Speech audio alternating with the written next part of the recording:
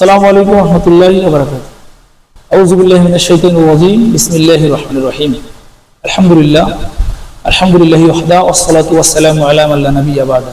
আম্মা বা'দ। সম্মানিত Facebook viewers, ভাই বন্ধুগণ, আপনারা যে যেখান থেকে আমার এই ভিডিওটাকে দেখতে পাচ্ছেন, সকলকে আরো একবার আন্তরিক মোবারকবাদ জানাচ্ছি এবং আরো একবার সালাম জানাচ্ছি। আসসালামু আলাইকুম ওয়া রাহমাতুল্লাহ। আপনারা সকলে কেমন আছেন? আশা করি ভালো আছেন। আলহামদুলিল্লাহ, আল্লাহর মেহেরবানিতে আমিও ভালো আছি। তো আমি আজকে আপনাদের সামনে একটি নতুন ভিডিও নিয়ে আসছি। আসলে ভিডিওর বিষয়বস্তু হচ্ছে আমরা দুজনের মধ্যে একটা বিষয় নিয়ে পরামর্শ করব। তো আজকে আপনাদের মাঝে উপস্থিত আছি আমি মোহাম্মদ আহসান হাবিব এবং আপনাদের সামনে আরো উপস্থিত আছেন আমি মোহাম্মদ রাশিদুল ইসলাম। তো আমরা আসলে একটি বিষয় নিয়ে ডিসকাস করার জন্য আপনাদের সামনে উপস্থিত হয়েছি। বিষয়টি হচ্ছে মুসলিম জাতির ঐক্য। যদিও বিষয়টি আমাদের জ্ঞান গর্বের বাইরে, তারপরেও আমাদের যতটুকু এলেম আছে, যতটুকু জ্ঞান আছে, এর মধ্যে থেকেই আমরা দুজন এই বিষয়টি নিয়ে পরামর্শ করব। যদি আমাদের জানার মধ্যে বা আমাদের কথার মধ্যে কোনো ভুল ত্রুটি হয়ে থাকে, অবশ্যই আপনারা কমেন্টের মাধ্যমে সঠিক বিষয়টি জানিয়ে দিবেন। তো আসলে আজকে আমরা যে টপিকটি আমরা বেছে নিয়েছি সেটি হচ্ছে যে মুসলিম জাতির ঐক্য। তো আসলে আজকে আমরা যদি বহির্বিশ্বের দিকে তাকাই অথবা আমাদের দেশের মধ্যেও তাকাই, আমরা দেখতে পারবো যে গোটা মুসলিম বিশ্বের মধ্যে একটা ফাটলের মানচিত্র অলরেডি তৈরি হয়ে গেছে। তো আসলে এই ফাটলের মানচিত্রটা বিভিন্নভাবে তৈরি হয়েছে। যেমন অনেকে আবার ইসলামের মধ্যে যে একটা ভ্রাতৃত্ব বোধ, ইসলামের মধ্যে যে একটা একতা বোধ, এই একতা বোধটা আমাদের মধ্যে থেকে দিন দিন চলে যাচ্ছে। ইসলামটাকে আসলে সঠিক যে কোনটা ইসলাম, এটা আমাদের মধ্যে খুঁজে পাওয়া দুষ্কর হয়ে যাচ্ছে। কেননা ইসলামটাকে নামে বেনামে বিভিন্ন দলে মানুষ বিভক্ত করে ফেলেছে। আপনারা দেখতে পারবেন যে হানাফি, শাফি, মালিকি, হাম্বলি, আহলে হাদিস, সুন্নি, কুর্দি, বিভিন্ন প্রকার দল মত নির্বিশেষে সবাই ইসলামটাকে বিভক্ত করে আসলে আমরা পার্থক্য একে অপরের মধ্যে পৃথক হয়ে যাচ্ছি। তো আসলে মুসলিমদের যে ফাটল সারা বিশ্বে আমরা লক্ষ্য করতেছি, এই মুসলিমদের ফাটলের ব্যাপারে আসলে কোরআন হাদিসে কি আমরা পাই, আমরা কি খুঁজলে কি পাই? আউযু বিল্লাহি মিনাশ শাইতানির রাজীম। আল্লাহ সুবহানাহু ওয়া তাআলা পবিত্র কোরআনুল কারীমে বলেছেন, ওয়া'তাসিমু বিহাবলিল্লাহি জামিআন ওয়া লা তাফাররাকু। তোমরা সকলে মিলে আল্লাহর রজ্জুকে ঐক্যবদ্ধভাবে ধারণ করো, পরস্পরে বিচ্ছিন্ন হও না। এই আয়াত থেকে আমরা জানতে পারি যে আল্লাহ সুবহানাহু ওয়া তাআলা মুসলিমদেরকে ঐক্যবদ্ধ থাকার জন্য নির্দেশ দিয়েছে এবং ঐক্যবদ্ধ থাকা মুসলিমদের জন্য ফরজ। এবং মুসলিমদেরকে বিভক্ত হইতে আল্লাহ পাক কঠোরভাবে নিষেধ করেছে বিভিন্ন আয়াতে। মুসলিমরা বিভক্ত হওয়াটা সম্পূর্ণরূপে হারাম।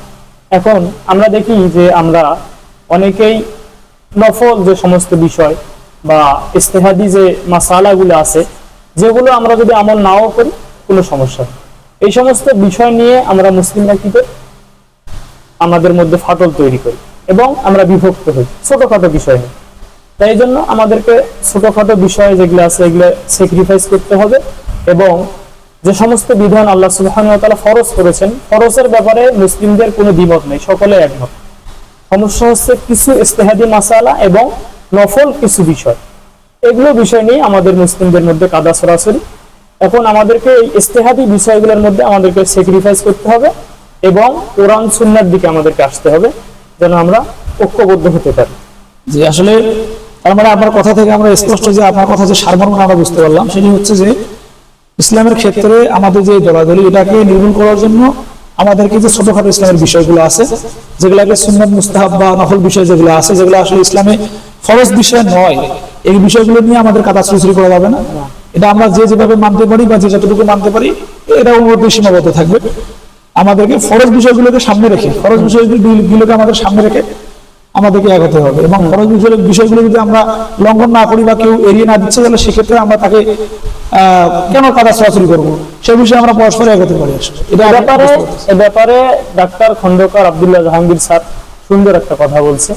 তিনি একটা উদাহরণ দিয়েছিলেন যে একটা গ্লাসের মধ্যে যদি আমরা এক গ্লাস পানি রাখি, ওই পানির মধ্যে যদি আমরা একটা গুয়ের একটা ছোট্ট টুকরা ছেড়ে দেই, তাহলে আমাদের জন্য পানিটা সম্পূর্ণরূপে হারাম, পানিটা খাওয়া যাবে না। এরপরে আমরা ওই গুয়ের টুকরাটাকে নিয়ে যেয়ে যদি আমরা একটা পুকুরের মধ্যে রেখে দিই, তাহলে পানিটা আমাদের জন্য জায়েজ হবে মোটামুটি, তখন আর ওখানে নাপাকের কোনো অবস্থান থাকে না। এরপরে যদি এটা আমরা আর একটু বড় সরে মনে করো যে নদীর মধ্যে ছেড়ে দেই, পানিটা আরো সাগরের মধ্যে ফেলে দিলে তার কোনো কথাই নেই। এখন আমাদের মূল উদ্দেশ্য হচ্ছে যে আমরা পাত্রটা দেব। দেখা গেলো আমাদের সমাজে অনেক ভাই আছে শিরিক করে, আরো বড় বড় অন্যায় করে, আমরা মনে করে যে সে অপরাধী, সে মনে করে যে বড় অন্যায় করতেছে। এরপরে দেখা গেল যে আরো কিছু ভাই আছে, সে শিরিক করে না কিন্তু তার মধ্যে হালকা পাতলা কিছু বেদাত আছে, সে ওর থেকে ভালো, তার সাথে আমরা তাকে আরো ভালোভাবে দেখবো। এর থেকে আরো ভালো আছে যে বেদাতও করে না, শিরিকও করে না, আবার আল্লাহ সুবহানাহু ওয়া তাআলার বিধানগুলো মেনে চলে, মনে করে যে দাড়ি রাখছে, পাঁচ ওয়াক্ত সালাত করে, সে ওর থেকে ভালো। এরকম করে আমরা দেখবো কে বেশি ইসলামের কাছাকাছি। যে যত ইসলামের কাছাকাছি, মানে যত ইসলামকে বেশি আমল কর, তাকে আমরা তত বেশি ভালোবাসবো। এখন এখানে মূল বিষয়টা হচ্ছে যে পাত্রটা কত বড়। এখানে আমরা দেখবো গোনাটা কেমন। গোনা যদি শিরিকের পর্যায়ে হয় তাহলে তো তার সাথে কোনো, মনে করো যে শিরিক করলে সে তো অনেক বড় গোনার মধ্যে লিপ্ত আছে। এখন দেখা গেল একজন শিরিক করে না, ছোটখাটো অপরাধ করে, বেদাতের মধ্যে লিপ্ত আছে, হ্যাঁ, নামাজ পড়ে না, সে ওর থেকে ভালো যে শিরিক করে।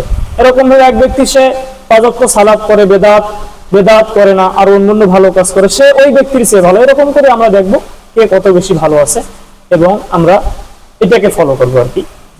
যে আসলে বুঝতে পারলাম, ধন্যবাদ আপনাকে অনেক সুন্দরভাবে আসলে বিষয়টি যুক্তিসঙ্গতভাবে উপস্থাপন করার জন্য। তো আসলে এই বিষয়গুলো নিয়ে আমাদেরকে কাদা সরাসরি করা যাবে না এবং এগুলো নিয়ে বিভক্ত হওয়া যাবে না। আমরা একে অপরের যে মূল বিষয়গুলো, মূল পয়েন্টগুলো, ফরজ বিষয়গুলো, সেগুলো আমরা দেখবো এবং সেগুলো যদি আমাদের সঙ্গে মিল থাকে, ঠিক থাকে, ভালো থাকে, সেক্ষেত্রে আমরা কোনো কাদা সরাসরি না করে তাকে বুকে নিয়ে নিতে পারি, কেননা সে আমাদের মুসলিম ভাই, তাকে দূরে ঠেলে দেওয়া ঠিক না। ঠিক আছে, তো এখন আমি যে বিষয়টা বলতে চাচ্ছি সেটি হচ্ছে যে মুসলিমদের মধ্যে যদি ঐক্য না হয়, এই যে মুসলিমদের মধ্যে যদি ঐক্য না হয়, আমরা জেরুজালেমের দিকে তাকালে দেখতে পাচ্ছি, আমরা আসলে ফিলিস্তিনের দিকে তাকালে দেখতে পাচ্ছি যে মুসলিমদেরকে নির্মম পরিহাস, তাদেরকে বিধর্মীরা নির্মমভাবে হত্যাযজ্ঞ চালিয়ে যাচ্ছে, তাদের উপর স্ট্রিম রোলার চালাচ্ছে, একটা যে অন্যায়ের স্ট্রিম রোলার যেটাকে বলা হয়, এটা চালাচ্ছে। কিন্তু বহির্বিশ্ব কিন্তু এটাতে কোনো হস্তক্ষেপ করতেছে না, বা বহির্বিশ্ব এটাকে যেটা শক্তিশালীভাবে প্রতিরোধ করবে এটা কিন্তু করতেছে না। আসলে এটা কি আসলে মুসলিমদের ঐক্যের যে অনৈক্যের যে বিষয়টা, এটা কি আসলে একটা প্রভাব ফেলতেছে কিনা আসলে বিষয়টা? এখানে হচ্ছে যে রাসূল সাল্লাল্লাহু আলাইহি ইসলামের যে হাদিস, তিনি বলছেন যে তোমরা গোটা মুসলিম একটা দেহ সমতুল্য। রাসূল সাল্লাল্লাহু আলাইহি ইসলাম বলছে সমস্ত মুসলিম একটা দেহের মতো। একটা দেহের কোনো অঙ্গ যখন ব্যথাগ্রস্ত হয়, সমস্ত শরীর অসুস্থ হয়। আসলে রাসূলের এই হাদিসটাকে আমরা ওইভাবে অনুধাবন করি না। ওইভাবে যদি আমরা অনুধাবন করতাম যে আমার কোনো মুসলিম ভাইকে যখন কেউ আঘাত করে, আমার কলিজায় আঘাত লাগবে, কারণ সে আমার মুসলিম ভাই, সে যেখানে থাকুক, আফগানিস্তানে থাকুক আর ফিলিস্তিনে থাকুক, যেখানে থাকুক, তাকে তার উপর জুলুম নির্যাতন হলে আমার ভিতরে কষ্ট লাগবে। আমার ভিতরে যদি কষ্ট না লাগে তাহলে বুঝতে হবে যে আমার ইমানের দুর্বলতা আছে। কারণ রাসূল সাল্লাল্লাহু আলাইহি ওয়াসাল্লাম বলছে তোমরা গোটা মুসলিম একটা দেহের মতো। একটা দেহের কোনো অঙ্গ যদি আক্রান্ত হয়, পুরো শরীর অসুস্থ হয়ে যায়। তাহলে পাশে আমার মুসলিম ভাইকে মারতেছে, এখন হয়তো তার সাথে আমার কোনো বিষয়ে দ্বিমত থাকতে পারে, ইজতিহাদি বিষয় হোক বা যে কোনো বিষয়ে দ্বিমত থাকতে পারে, কিন্তু তাই বলে আমি দ্বিমতের কারণে আমি তার সাথে তাকে মারলে আমি তো লোক মারতেছে, আমার কি সমস্যা, আমাকে তো মারতেছে না। এখন কথা হচ্ছে যে ওর উপরে জুলুম হচ্ছে, এই জুলুম যে আমার উপরে আসবে না তার কি গ্যারান্টি আছে? আস্তে আস্তে আমার নিজের পর্যায়ে আসতে পারে এবং আমি নিজেও এটার শিকার হয়েছি। হ্যাঁ, এরকম হবে। কারণ হচ্ছে যে দেখা গেল যে একটা জাহাজ, 10 তলা জাহাজ, এখন যদি কেউ তার জাহাজ নিচতলার লোকেরা বলে তারা যে নিচতলায় জাহাজ ফুটো করে, এখন আমি যদি উপর তলায় থাকি, ওর নিচতলা ও ফুটা করতেছে, আমার কি সমস্যা? আমার তো কোনো সমস্যা নেই। এখন দেখা গেল যে ওর নিচতলা কি শুধু একা ক্ষতিগ্রস্ত হবে? পুরো জাহাজে এক সময় ক্ষতিগ্রস্ত হবে। আমরা যদি মনে করি না ও ফিলিস্তিনে মারতেছে, আমার সমস্যা কি? আমাদের বাংলাদেশে তো সমস্যা নেই। তো এক পর্যায়ে কি হবে, আস্তে আস্তে মনে করে যে ওখানেও মুসলিমদেরকে মারবে, এরপরে আস্তে আস্তে বাংলাদেশে যে শুরু হবে না তার কি গ্যারান্টি আছে? কাফেররা ওরা আসলে মুসলিমদেরকে না, ওদের মূল টার্গেট হচ্ছে ইসলামকে নির্মূল করা। এবং ইসলামকে নির্মূল করতে গিয়ে কাফেররা সবাই ঐক্যবদ্ধ, হিন্দু, খ্রিস্টান, বৌদ্ধ, যদিও তাদের ধর্ম অনেক মত পার্থক্য আছে, কিন্তু তারা মুসলিমদের বিরোধিতা করতে গিয়ে এক। কিন্তু আমরা মুসলিমরা, হ্যাঁ, কাফেরদের বেলা আমরা ঐক্যবদ্ধ নই। আমাদের মাইর খাওয়ার মূল কারণ হচ্ছে যে আমরা অমুসলিমদের বিরোধিতা করতে গিয়ে আমরা মুসলিমরা ঐক্যবদ্ধ নই। আমরা মুসলিমরা বিভিন্ন ভাগে বিভক্ত এবং আমরা বিভিন্ন দলের মধ্যে বিভিন্ন ভাবে আক্রান্ত হয়েছে। আমরা মনে করি যে আমি যে দল করি ওই দলে সঠিক, বাকি যে দলগুলো আছে এগুলো হচ্ছে ভুল।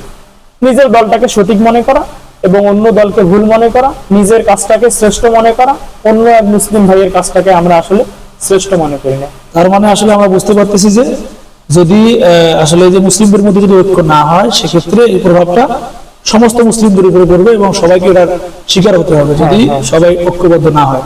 ঠিক আছে, আমি সুন্দরভাবে আপনি বিষয়টি আমাদেরকে উপলব্ধি করার জন্য সুন্দরভাবে যুক্তিসঙ্গত কারণ তুলে ধরলেন, এই জন্য আপনাকে অসংখ্য ধন্যবাদ। যে সম্মানিত ভিউয়ার, আসলে আমরা এখান থেকে যে বিষয়টি জানতে পারলাম সেটি হচ্ছে মুসলিম জাতির যে ঐক্যের বিষয়গুলো, কি বিষয়ে আমাদের ঐক্য হতে হবে সেটা আমরা জানতে পারলাম, এবং এই ভিডিওর মাধ্যমে আমরা জানতে পারলেন যে মুসলিমরা যদি ঐক্য না হয় তাহলে আসলে কি শুধুমাত্র যাদের উপর নির্যাতন হচ্ছে তারাই ক্ষতিগ্রস্ত হয়, নাকি সারা মুসলিম বিশ্ব ক্ষতিগ্রস্ত হয়, এই বিষয়টা আমরা সুন্দরভাবে জানতে পারলাম।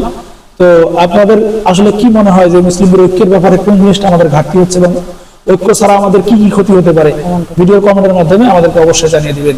সকলকে ধন্যবাদ। আশা করি এরকম ভিডিও পাওয়ার জন্য আমাদেরকে লাইক, কমেন্ট, শেয়ারের মাধ্যমে সহযোগিতা করবেন। সবাইকে ধন্যবাদ জানাচ্ছি। আসসালামু আলাইকুম রহমতুল্লাহ।